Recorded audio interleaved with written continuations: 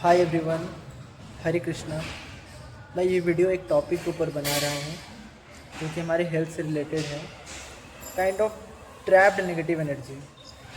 और कुछ महीनों से इस चीज़ से मैं बहुत ज़्यादा सफ़र कर रहा था और फाइनली बहुत एक्सप्लोर करने के बाद मैंने कुछ इन्फॉर्मेशन कलेक्ट की है, कुछ बुक्स और भी बहुत जगह बहुत कुछ पढ़ने के बाद कुछ मैंने फाइंड आउट किया है।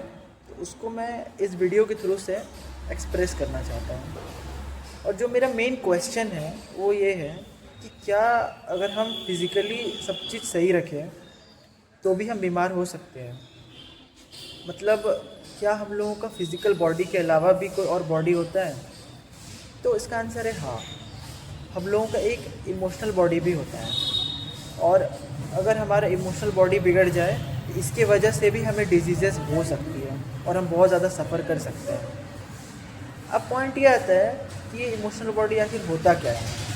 कि इमोशनल बॉडी हम लोगों का एक सबल बॉडी होता है। जैसे कि बोल सकते हैं कि सबल बॉडी का मतलब कि हमारे बॉडी के बाहर और अंदर दोनों साइड इलेक्ट्रिक फील्ड्स होती हैं, और ये हमारे इमोशनल स्टेट्स के अकॉर्डिंग एक्ट करता है। जैसे हमारी फिजिकल बॉडी रिजिड होती है, वो फूड, स्लीप और न्यूट्रिशन के अकॉर्डिंग, न्यूट्रिशन बोल रहा हूँ मैं, मतलब मूवमेंट और भी बहुत सारी चीज़ों के अकॉर्डिंग वर्क करती है। बट जो हमारी इमोशनल बॉडी होता है, ये हमारे इमोशनल स्टेट्स के अकॉर्डिंग कॉन्ट्रैक्ट और एक्सपैंड होता है। और जब भी हमारा इमोशनल बॉडी कॉन्ट्रैक्ट हो जाता है तो हमें बहुत सफ़र करना पड़ जाता है। और यही रीज़न है कि जब हम लोगों को बहुत ज़्यादा सैडनेस होता है, कोई भी काइंड ऑफ शॉक लगता है, तो हम पूरी तरह से नंब हो जाते हैं। तो ये नंब आखिर क्या है? इस केस में क्या होता है कि हमारा जो इमोशनल बॉडी है वो पूरी तरीके से कॉन्ट्रैक्ट हो जाता है, और इसका जो कनेक्शन है वो रियलिटी से पूरी तरह से टूट जाता है। और एक चीज़ मैं ये बोल सकता हूँ कि जब हम लोग लव या एम्पैथी के स्टेट में होते हैं तो फिर इसका जस्ट ऑपोजिट होता है कि जो हमारा इमोशनल बॉडी है ये पूरी तरह से एक्सपैंड हो जाता है, और हम दूसरों की सफरिंग को, दूसरों की चीज़ों को बहुत अच्छे से फील कर पाते हैं। इवन ये बहुत ज़्यादा स्ट्रांग होता है हमारा इमोशनल बॉडी। हमारे फिजिकल बॉडी की जो कैपेसिटी है, जो स्टैमिना है, उससे ज़्यादा स्ट्रांग रहता है हमारा इमोशनल बॉडी अगर हम लव की स्टेट में है या फिर किसी काइंड ऑफ एम्पैथी के स्टेट में है। बट अगर हमारा जो इमोशनल बॉडी है ये एक्सपैंड है फिर तो ये बहुत अच्छी बात है। बट हमारा ये इमोशनल बॉडी कॉन्ट्रैक्ट जब होता है तो हमें सफ़र होता है, प्रॉब्लम्स होती है। बट पॉइंट ये आता है कि ऐसा क्या इतना ज़्यादा कॉन्ट्रैक्ट हो जाता है, फिर ऐसा क्या हो जाता है जो ये फिर डिजीज़ का फॉर्म ले लेता है। मतलब जैसे मैंने आप लोगों को बताया कि भाई सैडनेस की वजह से या फिर किसी काइंड ऑफ शॉक की वजह से हमारा जो इमोशनल बॉडी है कॉन्ट्रैक्ट होता है। बट ये ऐसा क्या इतना होता है कि ये एक डिजीज़ बन जाता है, एक बीमारी बन जाती है। फिर लोग इसकी वजह से बहुत दिनों, बहुत महीनों तक जूझ रहे होते हैं, मेडिसिन ले रहे होते हैं, बट ठीक नहीं होते। तो आखिर ये होता क्या है? तो जैसे हमारी फिज़िकल बॉडीज़ में ब्लॉकेज होती है ना आर्टरीज में, उसी तरीके से हमारे इमोशनल बॉडी में भी इमोशनल ब्लॉकेज होता है। लाइक कोई काइंड ऑफ ट्रॉमा, या फिर आप बोल सकते हैं कि अलग अलग टाइप के इमोशंस जो आपने एक्सप्रेस नहीं किए हो, आपके अंदर सप्रेस रह गए हो। लाइक आपको कोई कुछ बोल रहा है, आपको वो चीज़ पसंद नहीं है, आप कहीं कुछ देख रहे हैं, आपको वो चीज़ अच्छा नहीं लग रहा है, बट आप वहाँ पे एक्सप्रेस नहीं किया, और ऐसा बहुत लंबे टाइम तक अगर आप करते हुए आते हैं तो ये जो इमोशंस है ये आपके अंदर सप्रेस रह जाता है, और फिर आप इस चीज़ को कहीं एक्सप्रेस करते नहीं हैं तो ये आपके अंदर ही दबा रह जाता है।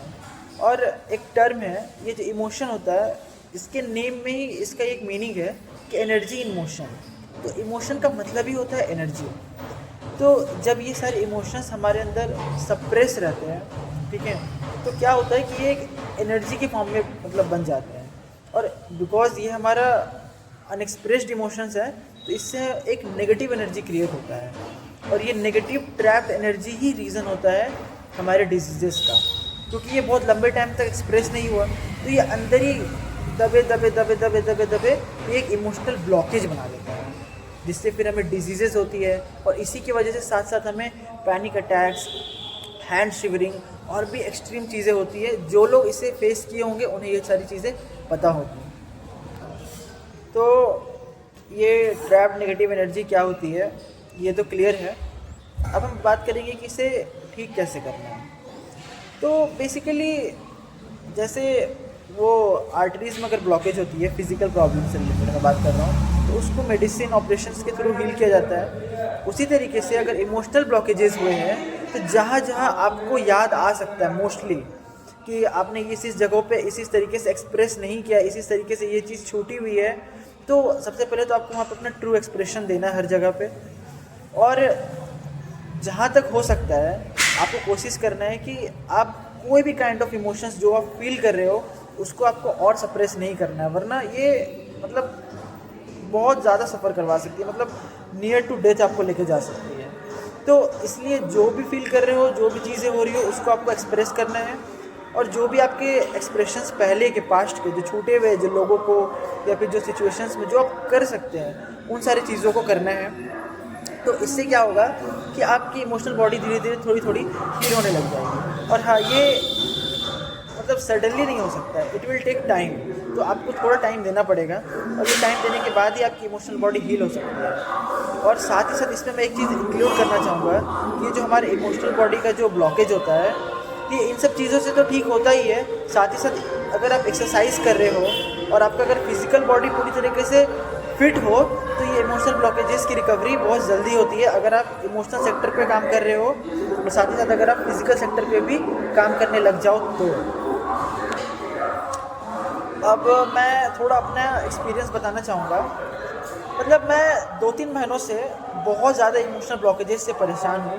मतलब मुझे हर एक छोटी छोटी चीज़ों से बहुत ज़्यादा हर्ट हो रहा है, और रात भर मेरी नींद नहीं होती है, कभी 2 बजे 2:30 बजे नींद खुल जाती है। और ये जो भी सिनेरियो था ये मैं फाइंड आउट ही नहीं कर पा रहा था, क्योंकि मुझे ये चीज़ पता था कि ये चीज़ें जो हो रही है वो काइंड ऑफ इमोशंस एक सप्रेस करने की वजह से ही हो रही है। क्योंकि मैंने पास्ट में मतलब फैमिली में सिस्टर्स के, ब्रदर्स की बहुत सारी ऐसी चीज़ें थी जो मुझे पसंद नहीं थी, बट वो कॉन्स्टेंटली होती रही और मैं वहाँ पे कुछ बोला नहीं बिकॉज आई वॉज हेल्पलेस। और बहुत सारे फ्रेंडशिप्स में भी मैं काइंड ऑफ बोल सकते फ्लेक्सिबल होने के लिए या फिर फेक बना कुछ हद तक, ताकि मतलब झगड़ा ना हो या फिर काइंड ऑफ कुछ मतलब इश्यूज़ ना हो, सॉर्टेड रहे हर चीज़। तो मैं क्या करता था, उस जगह पर अगर मुझे कोई चीज़ गलत लग रहा है या फिर कोई मुझे बहुत बुरा बोल दिया तो मैं उस चीज़ों को सप्रेस कर लेता था। तो जैसे कुछ बड़े मुझे कुछ सुना रहे हैं या फिर किसी भी चीज़ से रिलेटेड कुछ बोल रहे हैं तो मैं वहाँ पे कभी भी रिप्लाई नहीं देता था, और ये सारी चीज़ें अंदर ही रह जाती है। बट कुछ इंसान क्या होते हैं कि इसको कहीं ना कहीं मतलब बर्नआउट करते हैं, बट मैं इसे बर्नआउट ही नहीं करता था, अपने अंदर ही सप्रेस करे रख लेता था। और बस एक मैं फेक पर्सनैलिटी, एक फेक इमोशन, एक फेक थिंग कि मैं ऑल राइट हूँ, मैं सब चीज़ ठीक है, मैं ये एक्सप्रेस करता रहता था। तो इस वजह से क्या हुआ, ऐसा लंबे टाइम तक करने की वजह से I am in this stage कि मेरी इमोशनल बॉडी में इमोशनल ब्लॉकेजेस हो चुके हैं। तो अभी मैं अपना पूरा एफर्ट मार रहा हूँ इसको हील करने की। मैंने जिन जिन लोगों से जहाँ जहाँ मैंने फेक बोला था या फिर जो भी चीज़ें की थी वहाँ पे मैंने ट्रू एक्सप्रेस किया है, और मैंने अपनी फैमिली में भी जिन जिन चीज़ों से मुझे हर्ट होता था वो सारी चीज़ों को भी बताया है कि हाँ इन चीज़ों से हर्ट होता है। बट काइंड ऑफ कि जैसा हम चाहते हैं, जिन चीज़ों से हमें हर्ट हो रहा है वो सारी चीज़ें ठीक नहीं हो सकती है। तो I am trying my best to heal myself. तो इस वीडियो के थ्रू से मैं बस अपना एक्सपीरियंस बताना चाहता था, और ये बताना चाहता था कि अगर आप टेंशन लेते हैं, अगर आपके अंदर स्ट्रेस है, एंग्जाइटी है, आप बहुत लंबे टाइम तक इमोशंस को होल्ड करके रखें अपने अंदर, तो इस वजह से भी आपको बीमारी हो सकती है। अगर आपका फिज़िकल हेल्थ पूरी तरह से ठीक है, आपका न्यूट्रिशन ठीक है, आप स्लीप अच्छा ले रहे हैं फिर भी। तो ये वीडियो बस इतना ही था। That's all, bye bye.